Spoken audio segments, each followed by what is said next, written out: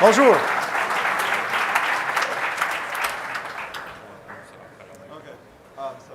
So I'm here today to talk to you about Falcor. First of all, I'll jump in. What is Falcor? Well, a short way of putting it is that Falcor is a data fetching library built for the needs of modern connected applications. Well, why do we need one of those, right? We already have a ton of different data fetching libraries. Well, to understand why Netflix built Falcor, we've actually got to go back 3 years. Netflix had a whole bunch of different flavors of the same UI running on different devices.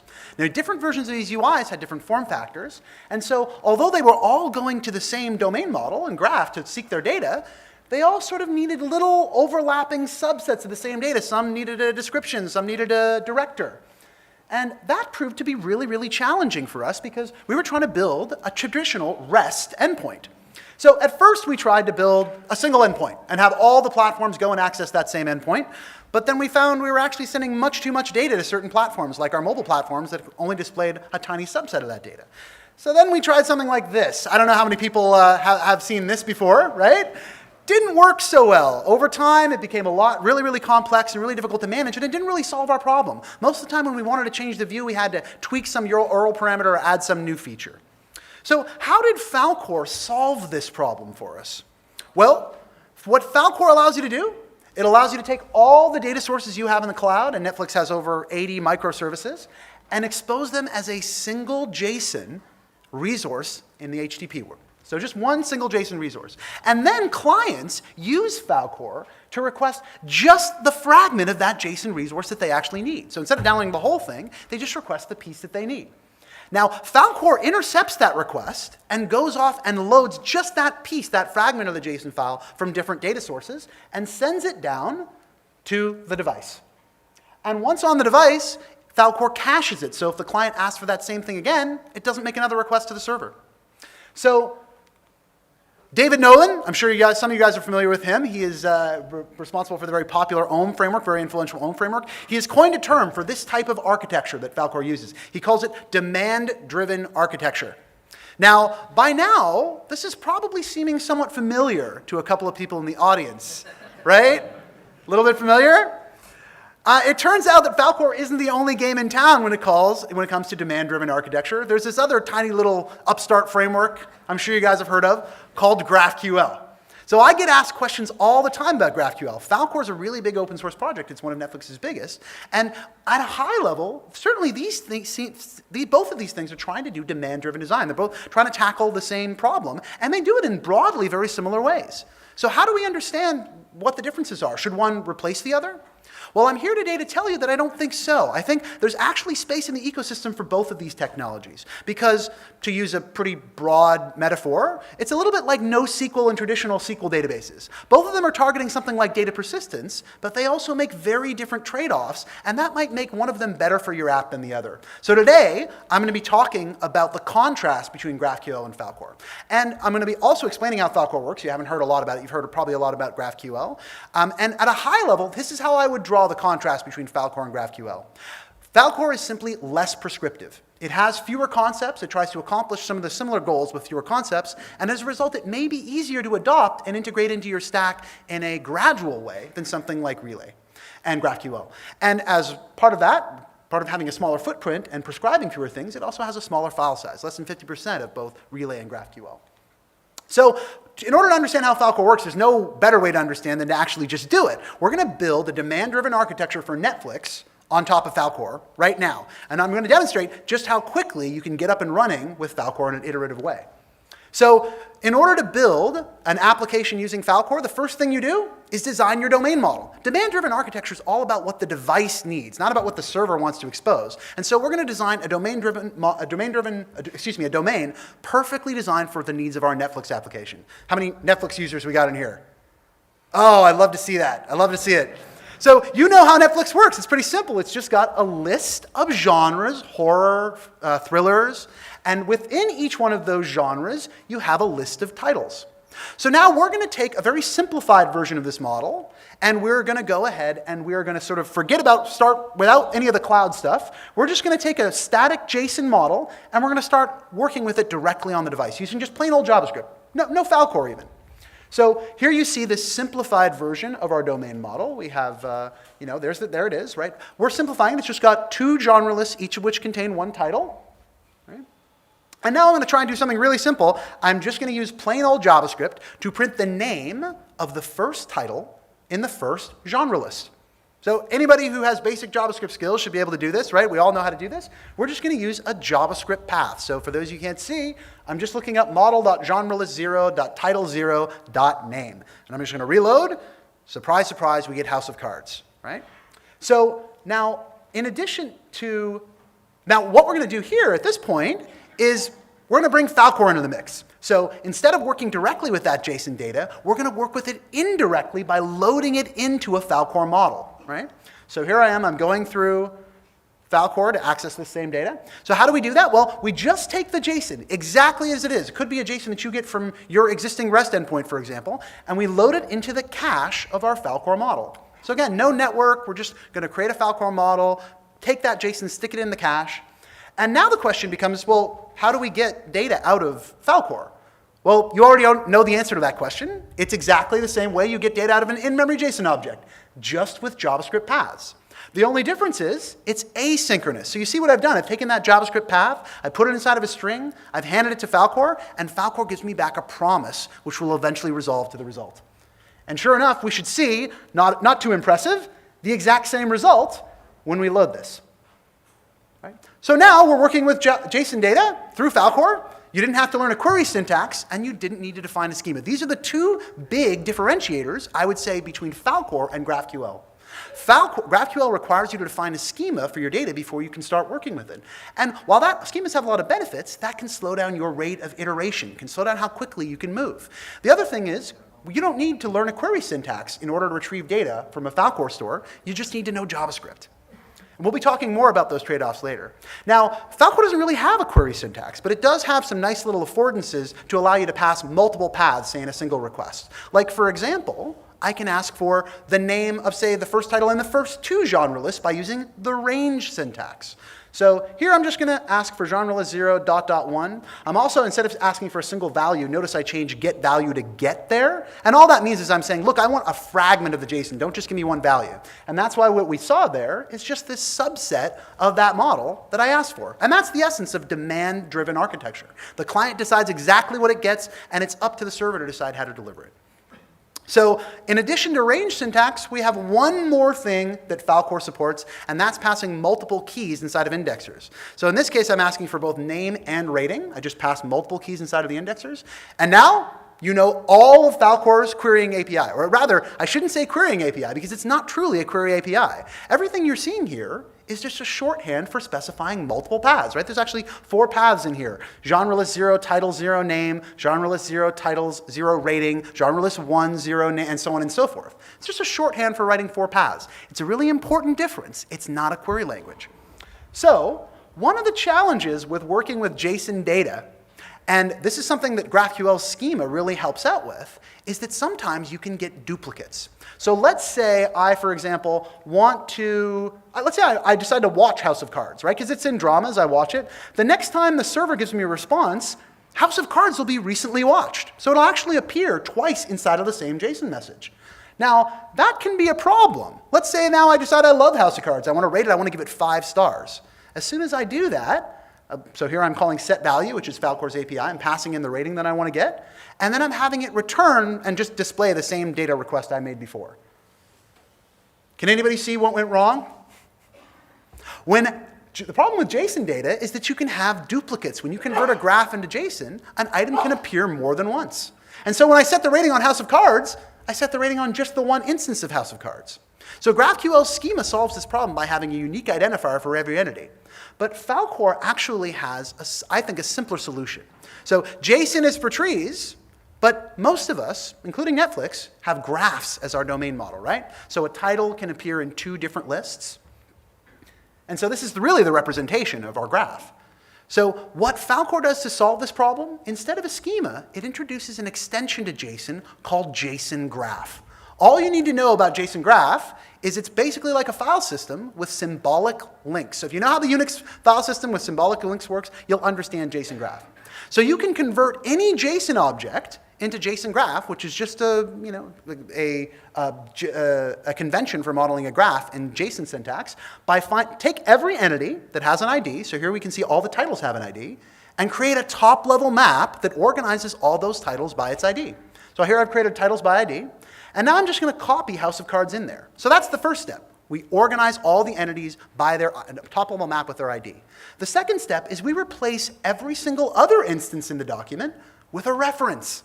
And a reference is just like a symbolic link in the Unix file system. So every single time Falcor is evaluating a path, if it comes across a reference, it just stops, evaluates that reference, and then continues on evaluating that path.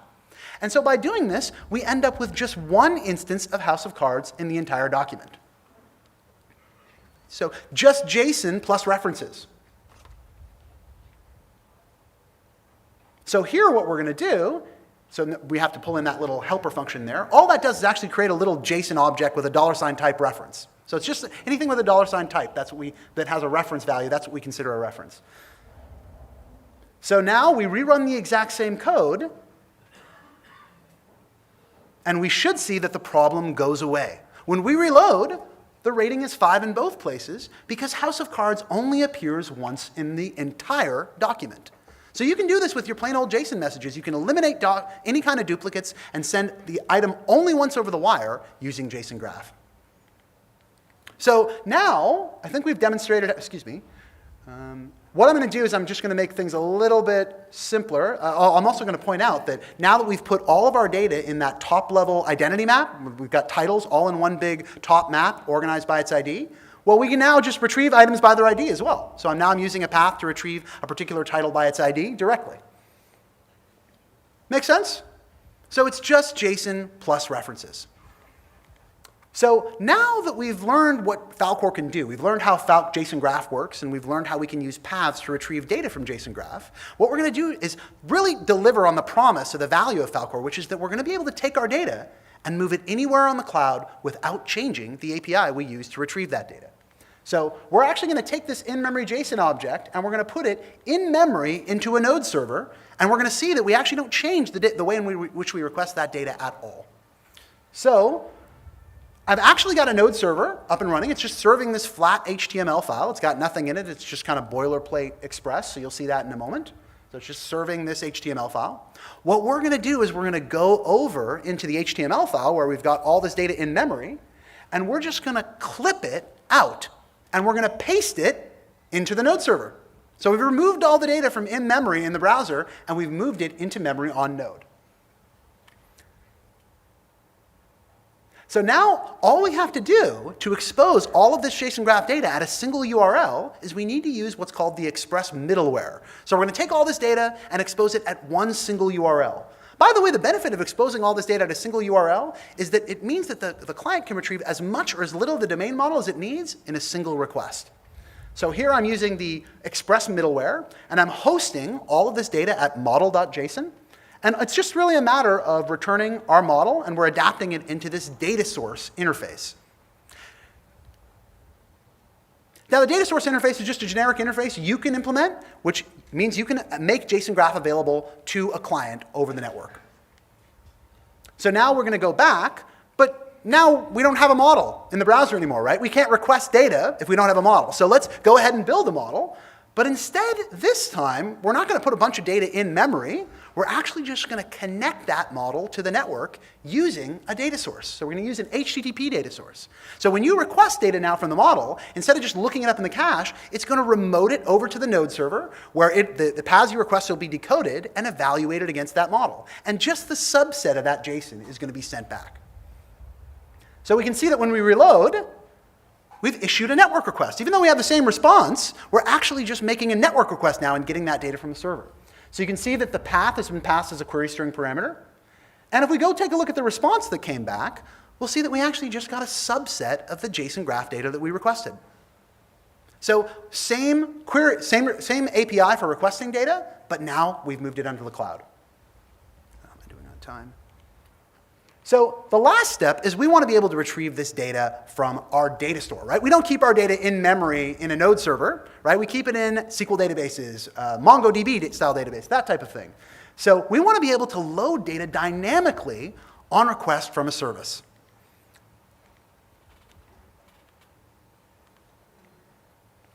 So what is it going to take to do that? Well, first let's make our query a little more interesting. Instead of just asking for one ID, 456, we're going to ask for two IDs. And now we're going to hop over to the node server, and instead of using the in-memory data, we're going to build something called a router. Now, a router, in the HTTP REST sense, is really just matches incoming URLs and then lazily generates HTTP resources, right? Amazon doesn't have a web page that says, hello, your name. It's generated on the fly using a router. Now, in the context of Falcor, all of our data is available at one URL. So why do we need a router, right? Well, instead of matching URLs, we take a Falcor router and we match your JavaScript paths. So here we're intercepting the request for titles by ID 962345, and then we're going to call some code which is going to generate just the piece of that JSON object that you've asked for on demand. So that's what a router does. It lazily generates the piece of the JSON that you asked for on demand. So when we get this path, it's going to already be parsed, right? Remember we asked for titles by ID 456, 927 in this nice little syntax. Well, Falcor parses that for us, and it gives us an array.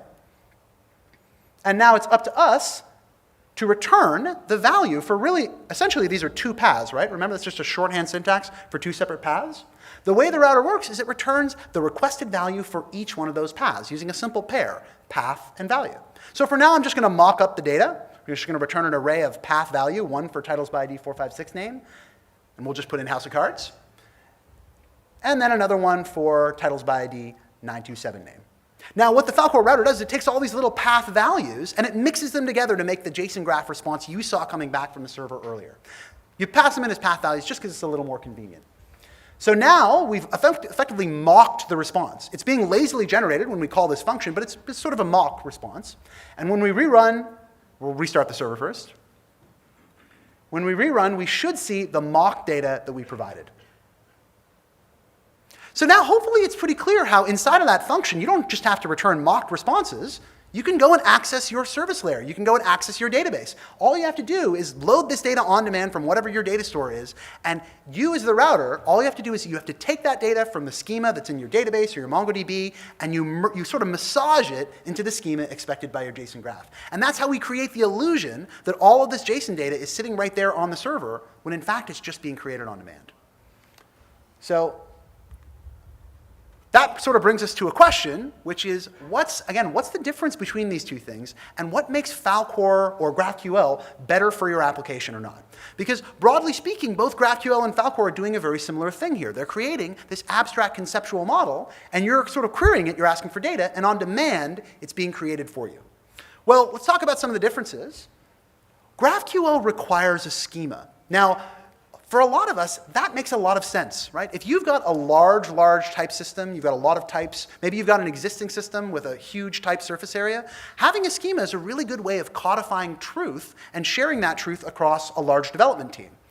But if you're starting a new project, and maybe that project is smaller or you're iterating quickly, having the overhead of having to define a schema ahead of time can frankly slow you down. And it's important to understand what motivated GraphQL and what motivated Falcor, right? Both of these these systems were built with a product in mind, right? Netflix, for example, has probably about 20 entities, whereas Facebook has something like 3,000 entities. Depending on how big the surface of your type system, or your type schema, it may make more or less sense to have the overhead of involving a schema. So schema is required for GraphQL.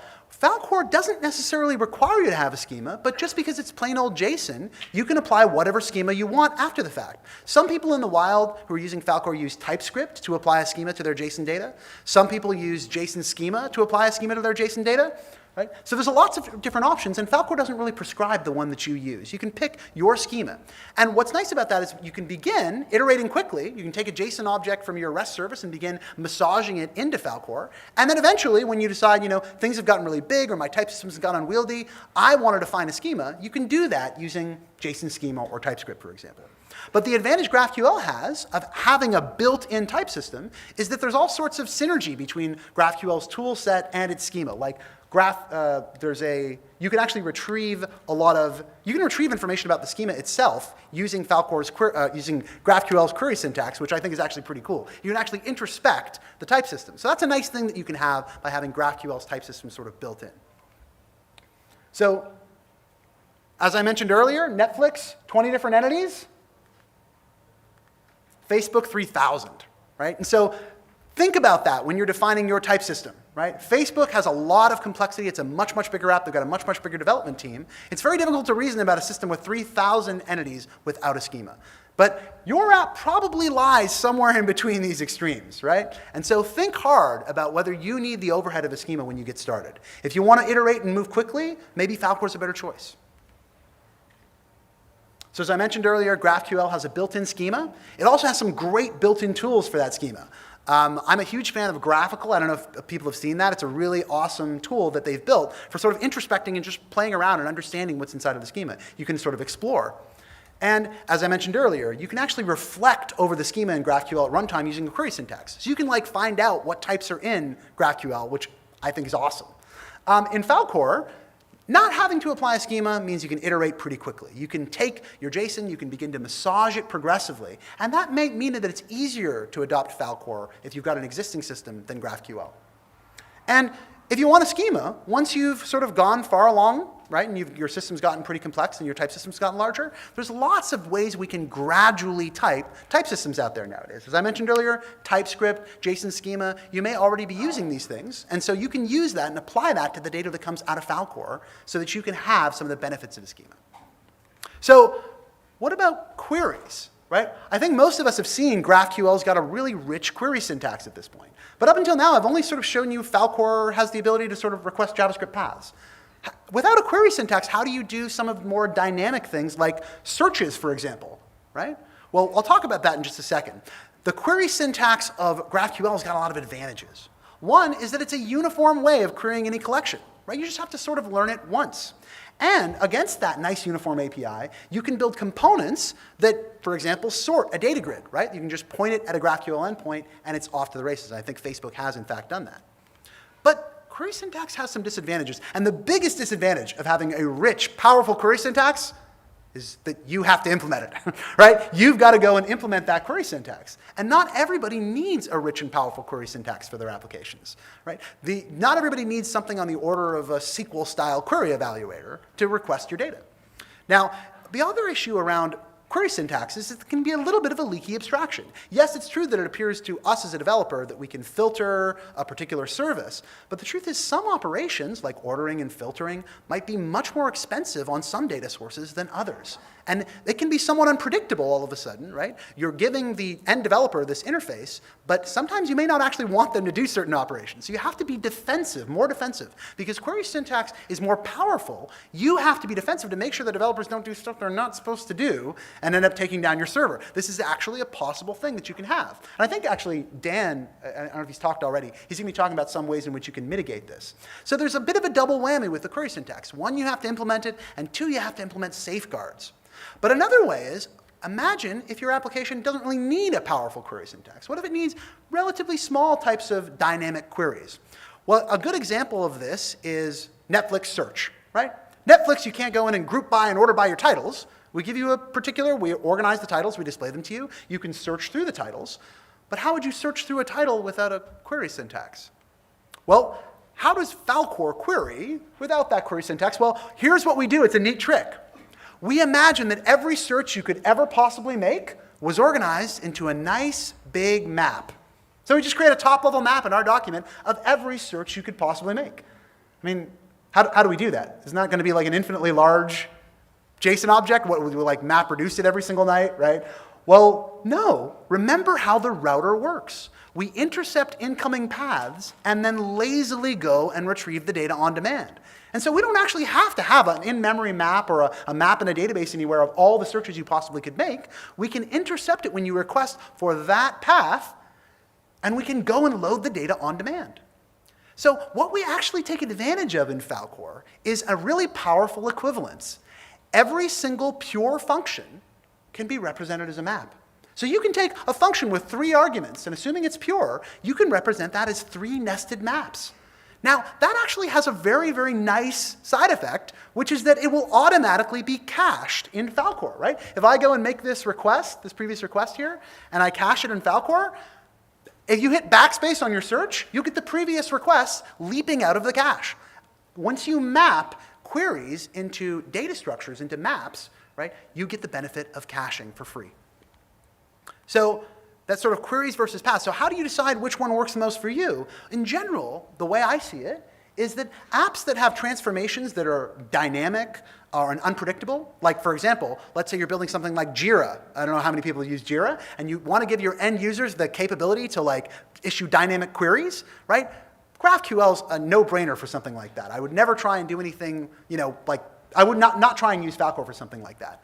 But there's a lot of applications out there that have very predictable query shapes, right? You know the types of dynamic requests you're going to make, and it may be very easy to just sort of map that into the domain model as a series of nested maps. And it can be a lot easier to implement, frankly, than a general purpose query syntax. So that can make a lot more sense for your particular application. So that's why you really got to be careful to pick the right one.